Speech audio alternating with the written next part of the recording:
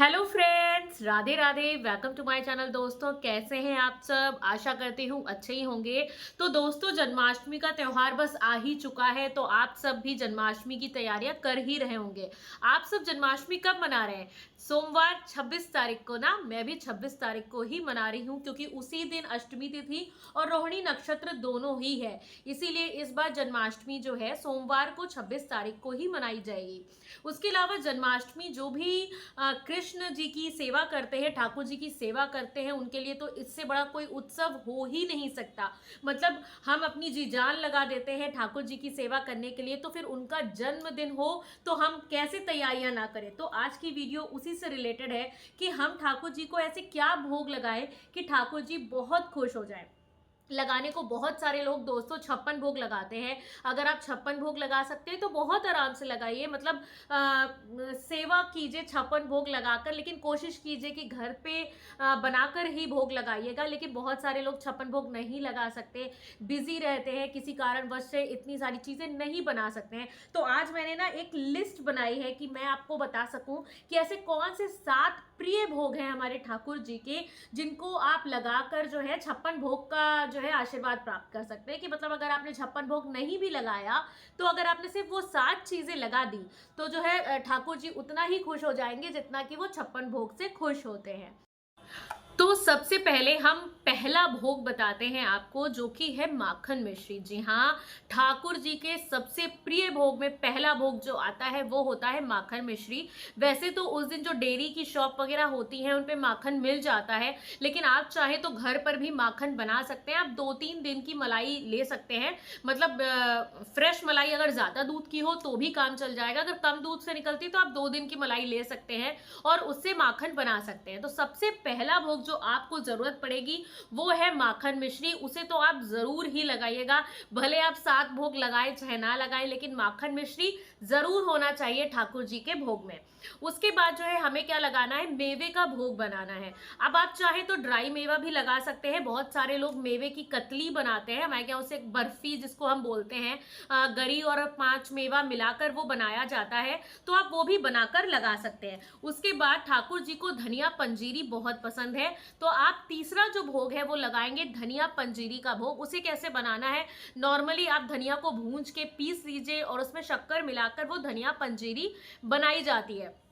उसके बाद आते हैं चौथे भोग पे। तो चौथा भोग क्या है?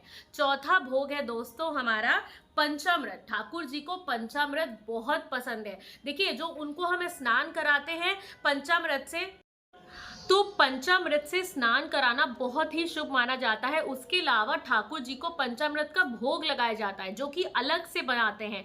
वो नहीं जिससे हम स्नान कराते हैं, वो नहीं, वो तो हमारे लिए चरणामृत होता है, जिसे हम एज अ प्रसाद ग्रहण करते हैं। लेकिन आप ठाकुर जी को अलग से पंचामृत बनाकर लगा सकते हैं। पंचामृत में क्या क्या चीजें होती हैं? दूध, दही, शहद, घी, गंगा जल, ये सब आप मिलाकर जो है ठाकुर जी का जो है भोग बना सकते हैं पंचामृत का। फिर हम आते हैं कि उस दिन हमें कौन सा भोग और लगाना चाहिए, तो वो होता है खीरा। तो खीरा बहुत ही इंपॉर्टेंट होता है। वैसे तो बहुत सारे लोग खीरे से ही जन्म कराते हैं, लेकिन आप खीरे का भोग जो है ठाकुर जी को लगा सकते हैं।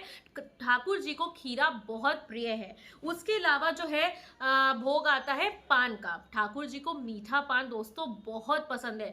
इवन ठाकुर जी को क्या, हमारी राधा रानी को मीठा पान बहुत पसंद है। तो ठाकुर जी को मीठे पान का भोग जरूर से लगाए, याद से लगाए। मतलब आप ये भूल ही नहीं सकते, क्योंकि आप कितना भी भोग लगा लें, आप मीठा पान नहीं लगाएंगे तो ठाकुर जी हमारे खुश नहीं होने वाले।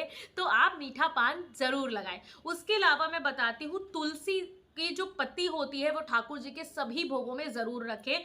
जो भी आप भोग लगाएं, अगर आप 56 भोग लगा रहे हैं तो आप 56 जो है जगहों पे तुलसी की पत्ती रखेंगे। इसी तरीके जब आप ये 7 भोग लगाएं तो आप 7 जगह पे तुलसी की पत्ती जरूर रखें।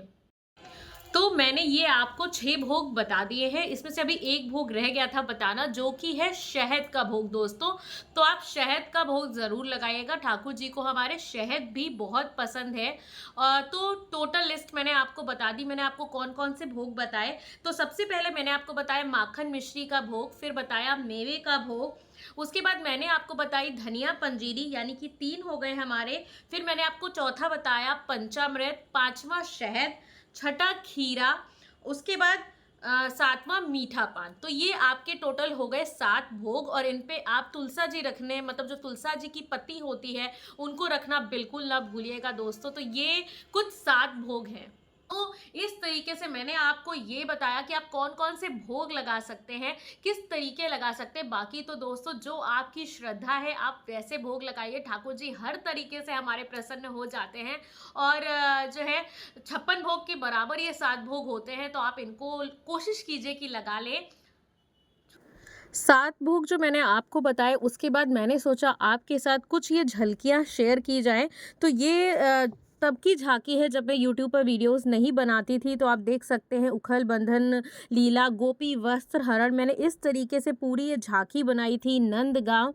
आप देख सकते हैं बहुत प्रॉपर वीडियो तो इसकी नहीं मिलेगी आपको। ये देखिए जब हमारे कृष्ण भगवान कारागार में उनका जन्म होता है, रास लीला, मैंने सब कुछ उसमें जो है जो कृष्ण जी की छोटी-छोटी सी लीलाएँ थी, गोवर्धन लीला, वो सब मैंने जो है इसमें दिखाया था। ये देखिए मैं और मेरे हस्बैंड उनको झूला झुलाते हुए जन्माष्टमी पर उनको झूला झुलाना बहुत ही शुभ होता है और ये जो मटकी फोड़ी जाती है, ये वो चीज़ का है। उसके अलावा उस टाइम पर मैंने 56 भोग भी लगाया था, तो ये 56 भोग की एक ही फ़ोटो है, मेरे पास कोई वीडियो नहीं है। माखन मिश्री का जब भोग लगाया था, तो ये वो वीडियो है। एक बार ये जो है इस समय की वीडियो तो मेरे चैनल पर मिल जाएगी, आप जाकर देख लीजिएगा। ये वाली देखिए पान मैंने आपको बताया मीठे पान का भोग लगता है, तो आप इसका जो है ज़रूर लगाइएगा। ये भी माखन मिश्री ही रखी हुई है। तो दोस्तों आज आपने देखा मेरे चैनल पर कि आप ठाकुर जी को कौन-कौन से भोग लगा सकते हैं।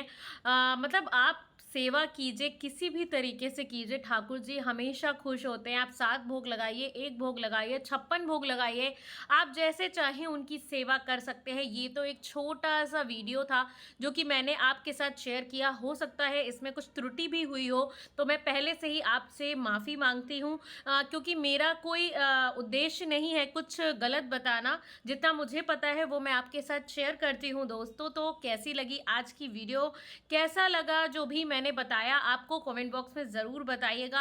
अगर मेरी वीडियो पसंद आई हो तो प्लीज़ लाइक ज़रूर कीजिएगा और हाँ, आप सभी का प्यार मुझे बहुत मिल रहा है, तो प्लीज़ जिन्होंने अभी तक मेरे चैनल को सब्सक्राइब नहीं किया है, प्लीज़ सब्सक्राइब ज़रूर कर लीजिएगा क्योंकि मेरे व्यूअर्स बहुत ज़्यादा है लेकिन जो है सब्सक्राइब नहीं कर रहे हैं, तो प्लीज़ सब्सक्राइब ज़रूर कर लीजिएगा।